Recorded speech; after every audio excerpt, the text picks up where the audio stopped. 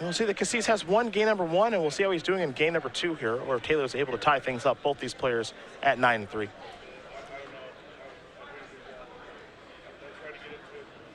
And Ely without access to his graveyard, and because of the recipes, and unlike Gerard's deck, which has access to Abrupt Decay, enchantments are a bit of a hole in the armor for Kassis' deck.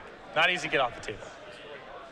And for a deck that does cast Treasure Cruise so easily, this sure does mess things up. Looking here for ways to get an enchantment off of the table. If it's blue or red, Hydroblast or Pyroblast work, but that's not a starter here. He does have 1 copy of Recoil, so he has a temporary reprieve if he brought in Recoil, which against a prison deck I have to imagine he did.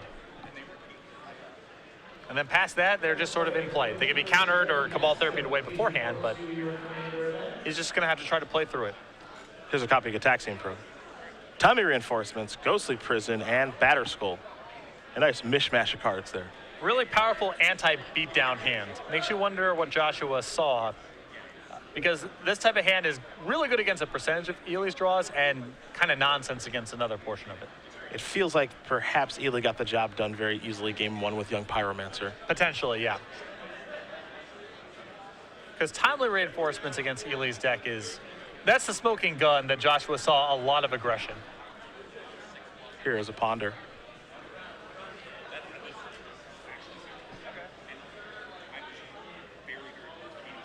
Time to shuffle.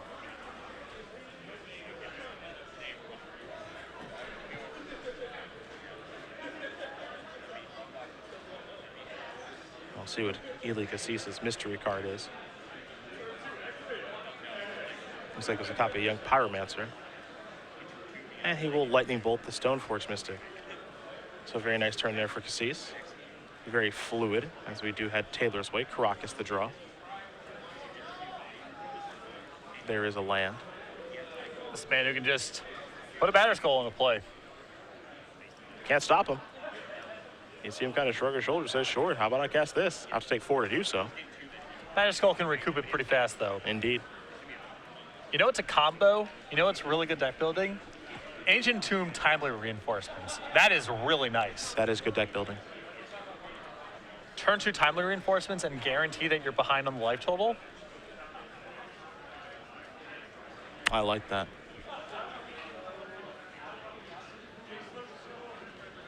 Looks like we're having a bit of a stop waiting for the Germ Token, or making sure that he did remember the trick on the Germ Token. We'll see exactly what the holdup is here.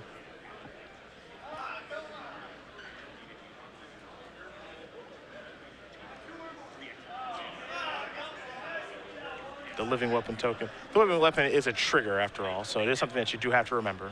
As here's an Instant Blood, so it looks like the Germ Token's going to come in and then go away. So there you go. And now passing the turn there from Kassis. And even though the Timely Reinforcements, maybe it's good, maybe it's not, it is preventing Ely from deploying this Young Pyromancer. As Joshua's behind on life total, he doesn't want Joshua to gain 6 and generate 3 tokens right now. Though knowing about the card is certainly advantageous here for Kassis. He can play in a certain way. Yeah, it's nice to know about. But it is doing work for Joshua, even though he's not casting it right now.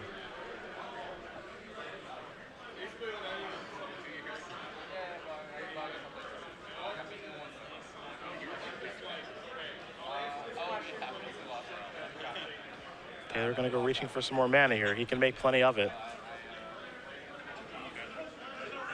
2 copies of Ghostly Prison and Tommy Reinforcements in hand. Yeah, you can see he's contemplating, he can go ahead and cast Ghostly Prison, return the Batterskull, redeploy Batterskull, but it's a lot of damage to take. It really is. He's just going to cast Tommy Reinforcements now. Not the most exciting play. Just going to pass the turn back. Now, Timely Reinforcements off of Ancient Tomb when there's no creatures in play on the other side, way less sweet to me than the other way around. I'm inclined to agree. Here is a Young Pyromancer. 3 mana sorcery speed gain 4-ish is not, But I appreciate the deck building nonetheless. Restoration Angel the draw here for Taylor. And he will just pass the turn back. If you can see, that's probably cause for concern. Yeah, I'd say so. You're electing not to play that? Well, into the red zone. Has Kassis seen a Restoration Angel from this deck yet? Is he familiar with this archetype? There is the 3/4.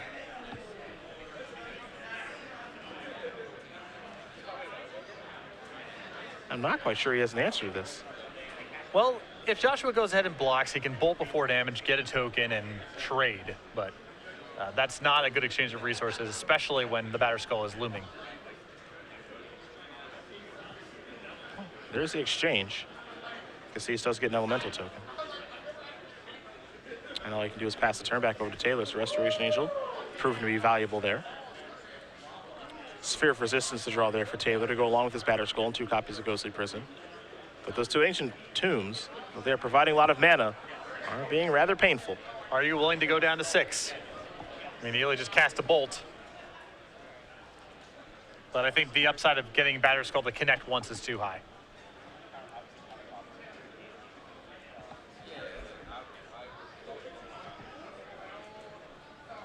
Players confirming life totals are the same here.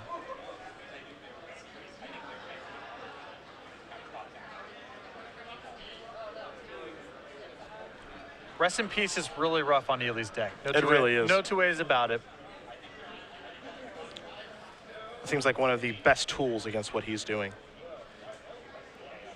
Snapcaster Mage, Treasure Cruise. Very challenging for him to get it off the table. And it's not like Blue-Red Delver that can run so resource light that even if Treasure Cruise is shut off, they can still play just with 1 mana creatures and 1 mana cantrips. Ely's deck is really leaning on Treasure Cruise to shift from the first stage of the game to the second stage of the game. Well, here's Batter Skull. And that will resolve.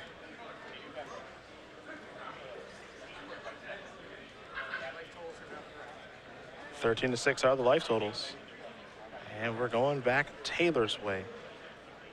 Looks like Umezawa's Chite has been picked up. And he'll just start by attacking first. And I do like that play a lot from Joshua. I think a lot of players would have had the instinct of, you know, just put the Jite on there and attack.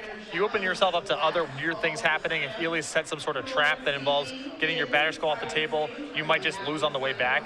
And if you connect once with the Batter Skull, you have so much more freedom to use your Ancient Tombs or other things the following turns that I would give up the Jite activation once to ensure that nothing fancy happens. City of Traders to draw here for Taylor. He will deploy that. Equip the Germ token. And the Elemental token will be doing some blocking. With the charge counters on the stack from Jite, Kassis will finish off the Germ token. So a smart play there from Ely. Not sure if it gets him out of his trouble that he's in, but a good play nonetheless.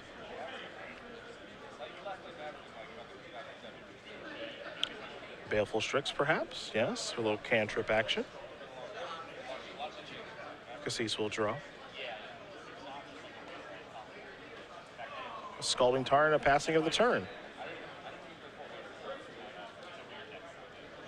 Batter Skull will be returned here by Taylor.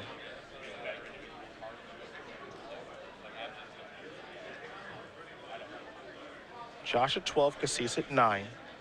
Caracas the draw.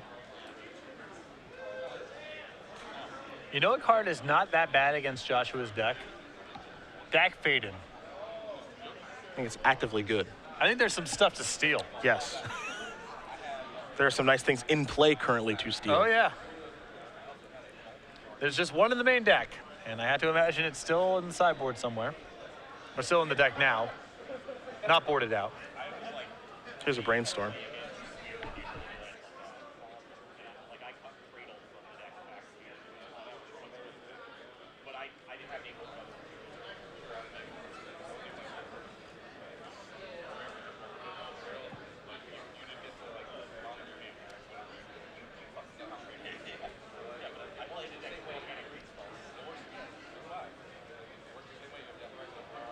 Two cards going to go back here for Kassis. Wouldn't be surprised if it's just 2 copies of Treasure Cruise. I mean, he's getting pretty close to being able to hardcast him, but Yeah, 8 mana for 3 cards. Is that a good deal? I haven't seen it yet. No? I think the most I've seen someone play for a Treasure Cruise thus far is 5 mana. Which, you know what, is still fine in standard level formats. There are worse things. Southern Umezawa's GT counter, take care of the Baleful Strix, and equip here on the Germ token, and a pump. Will be 6 damage that comes across. GT will go back up to 2. Taylor going to gain a bunch of life because he's going to take some damage. And Joshua going to play a Sphere of Resistance. Looks like he'll deploy a Wasteland. He'll also lose his City of Traders here as well, as he did play a land for the turn. So we'll make sure that exits the battlefield.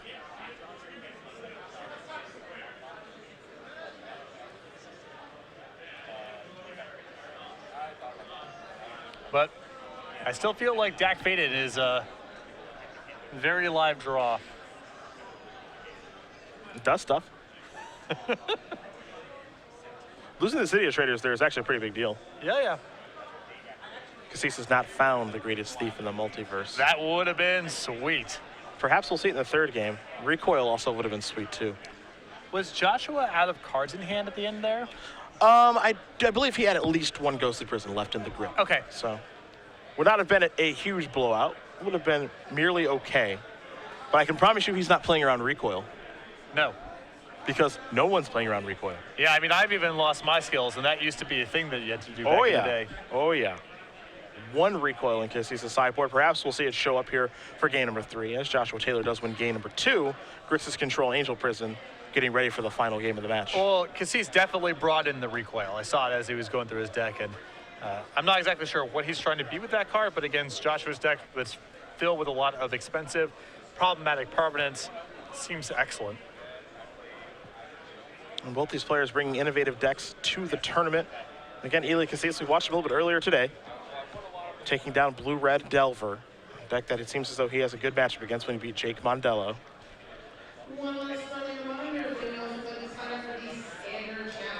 And for Taylor, we had a deck tech with him, so if you guys haven't been to our coverage page yet to check out the deck tech that he did with Andrew Shroud, be sure to do that. Find out more about this Angel Prison deck that he is 9-3 with. A deck that Gerard Fabiano has been a big fan of and has written about on the select side of Star City Games. I am all about playing Ghostly Prison in this format right now. You are a pretty big fan right now. I am. It's good against a lot of stuff. I'm not a Ghostly Prison guy. Not for me. Paul Heyman guy, not a Ghostly Prison guy though. I just don't like that they can just ignore it by paying 2. Sure, but against some of those decks, they can't really ignore it because they can't really pay 2. Blue-Red Delver, it's not like they can just pay 2. That they're a little mana light. Here's a Gataxian Probe. So we'll get a good look at Joshua Taylor's hand. There's a Wasteland there, a Mox Diamond. So there's a copy of Rest in Peace, multiple copies of Wasteland. So interesting hand here. This could be tough for Ely in a number of respects. He can just get Wastelanded out of this game, potentially, or a turn 1 Rest in Peace may shut off too much of his hand. I do wonder if Ely perhaps moved some number of Treasure Cruises out of his deck. Yeah, he's got 5 total card drawers in that space. He's got 4 Treasure Cruises and 1 Dig Through Time, and he may have hedged a little bit by getting rid of some of it. Kassis will pass the turn back over to Taylor. Taylor's draw for the turn, a copy of Baneslayer Angel.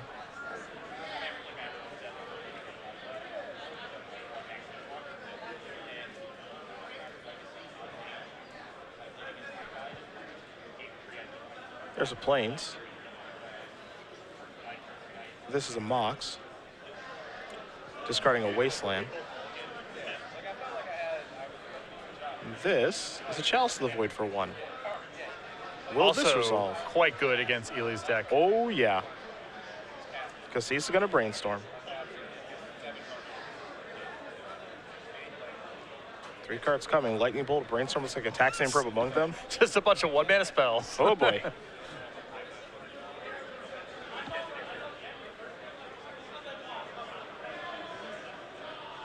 Couple of cards will go back. It looks like Chalice is in. This could get ugly. Kassis will draw a 1-mana spell and ponder. Play a Scalding Tarn.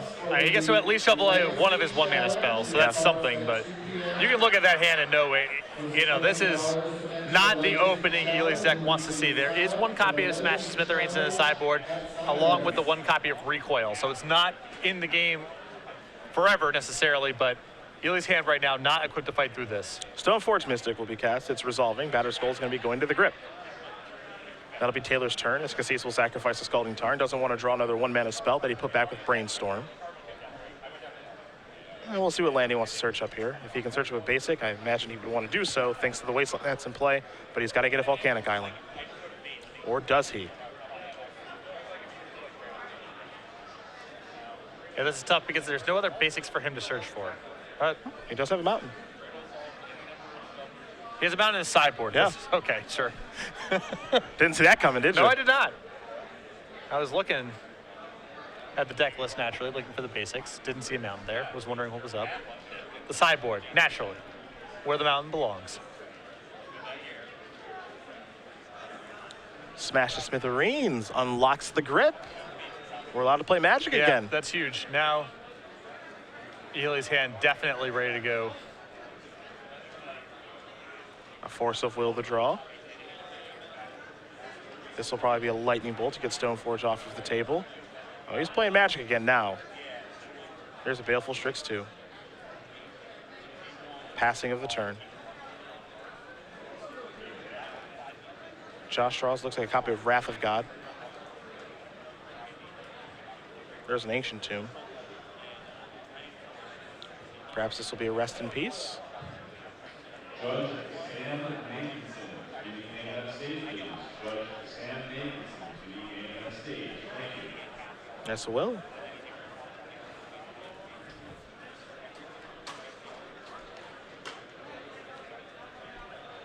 You can't be happy if you force a will this, and you can't be happy if it resolves. Force Will it is. Removing a Brainstorm. Played such a big role, did Rest in Peace in the previous game. Seems like you almost have to Force a Will it. Yeah, nothing but delve card drawers in his hand by the end of that.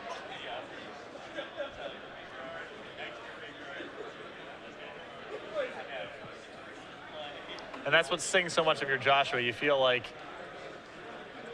if he does not have Treasure Cruise and can't resolve it, he's just so low on resources that I'll be able to overpower him. And if he is able to Treasure Cruise, it could be really bad. The Taxing Probe will show you a hand with Battered Skull, Wrath of God, and Baneslayer Angel. 1 mana away from those 5 mana spells. A Cobblade standard opening hand.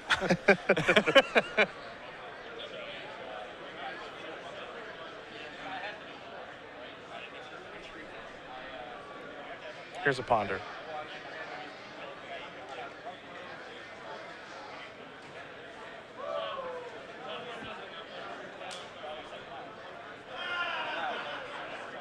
I mean, he can go very aggressive attacking at Ely's hand if that's a Cabal Therapy there.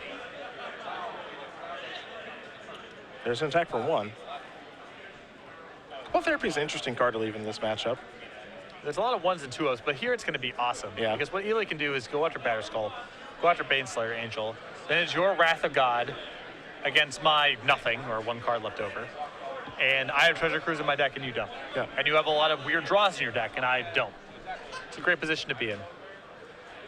There's a Therapy. This is going to shred him. So there goes Battered Skull, there goes Baneslayer Angel, leave him with the Wrath of God. The relevant spells, the 5 mana ones are gone. Wrath is just left over. Trinisphere is the draw, which isn't a bad one. Trinivere is not shabby. It does make Joshua, it makes Ely play on Joshua's terms. It means that Ely can't really go off chaining together multiple cantrips in the same turn. Though Treasure Cruise, greater than sign Trinisphere due to Delve. Nice. One of the few ways that you can work through Trinisphere. You see, Ely knows it right away. It's very obscure in that regard. This is not the first time this man has played against Trinisphere. That's correct. Typically, Trinisphere greater than all. But not with Delve. Kassis will pass the turn back. Taylor will draw. It's a Plains. A poor draw for him. Kassis will sacrifice his Pluto Delta. And a lot of his draws are poor at this stage. That's the problem. You can see why it was so important for him to get Rest in Peace in play, because once Ely is able to chain together these card drawers, just the quality of the draw sets between the two players, they're way different. Dig Through Time, working its way past Trinisphere as well. These Delve cards stink. Yep. They stink, I say. Not really that powerful. Hard to imagine them getting played over Ancestral Visions. Oh, wait a minute. That's just not how that What are you played out. talking about there? That's just not how that played out. I think you're speaking nonsense.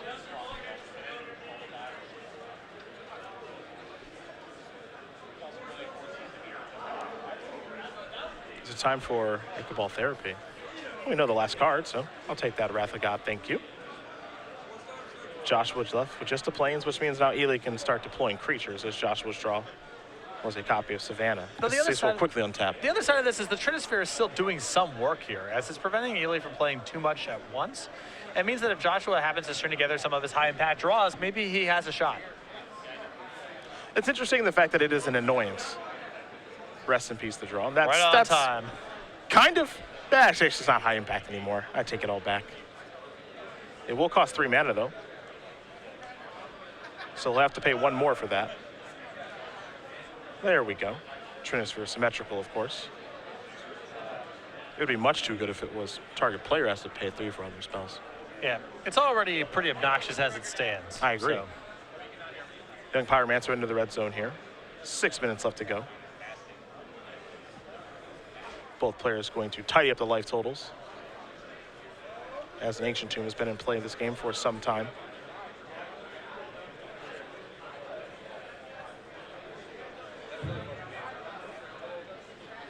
Attention Magic players, Michael Steele. Taylor going to draw another copy of Trinisphere. Michael Steele, command on stage. Thank you. And this can be the problem with these prison strategies, as here's a Snapcaster Mage at the end of turn.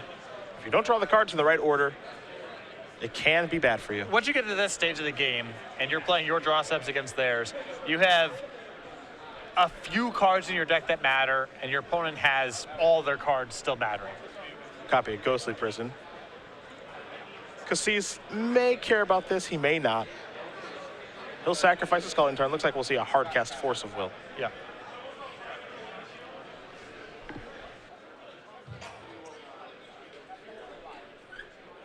Legacy Open, that is time in the round for Legacy. Legacy Open at this time. Force of Will does take care of Ghostly Prison. Here's an attack for 5. Taylor's going to go down to 3, and that is a lightning bolt to get the job done. Ely Kassis will win this match here over Joshua Taylor.